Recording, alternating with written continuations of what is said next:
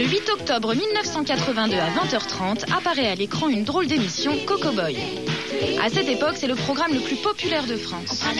En 82, c'était une émission un petit peu révolutionnaire. C'était la première fois que à la télévision, il y avait autant d'insolence, où on pouvait se permettre un petit peu de brocarder la politique, les artistes, enfin le monde du showbiz beaucoup. François, j'ai pas fini. Je vais venir à vous dans un instant, avec plaisir.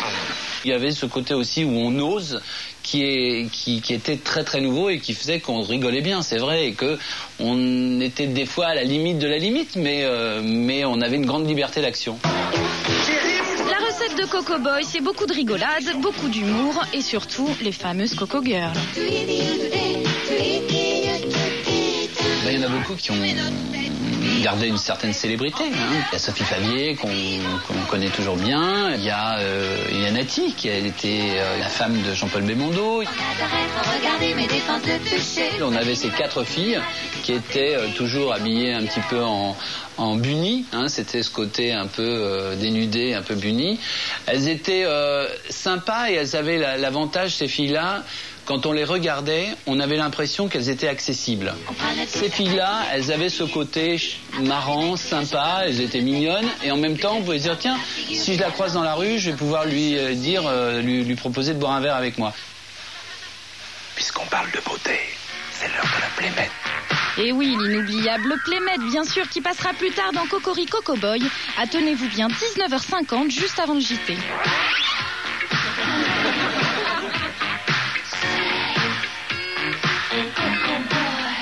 Un jour, Stéphane a pensé que ça aurait été assez sympa de faire un petit striptease dans l'émission. Et à partir de là est née l'idée de la Playmate. Alors dans Coco Boy, c'était une séquence qui était réalisée en film. Et cette fille, elle était castée. Et puis Stéphane, il a toujours été assez prude finalement. Alors on lui disait, Stéphane, il faut aller dans les loges pour voir si la Playmate te va. Il arrivait dans la loge en 2 secondes, il disait, bonjour mademoiselle. Alors elle ouvrait son peignoir 2 secondes pour montrer sa nudité. Et il regardait à peine, il disait oui, très bien. Et il repartait. Et on se retrouvait comme ça avec ces filles qui étaient plus ou moins jolies, plus ou moins douées pour faire un striptease. Mais Coco Boy, c'est aussi de mémorables parodies. Oui, contrôle, ton univers impitoyable. Puis il y avait des séquences qu'on retrouvait chaque fois, comme par exemple Brie contre Robert. Alors Brie contre Robert, c'était une parodie de Dallas, et tous les comédiens de l'équipe, les Philippe Bruno, les Guy Montagnier, les Jean Roucas, avaient tous des rôles, Claire Nadeau, tout ça, on avait tout le monde avait le rôle qui était la parodie du Dallas, qui à l'époque à la télévision faisait un tabac. Ils ne me relâcheront que contre un chèque de 50 millions à mon nom. Ah bah, ils sont très forts. Mais qu'est-ce qui nous prouve que tu es encore vivant? Tais-toi, Marie-Hélène, tu es ivre.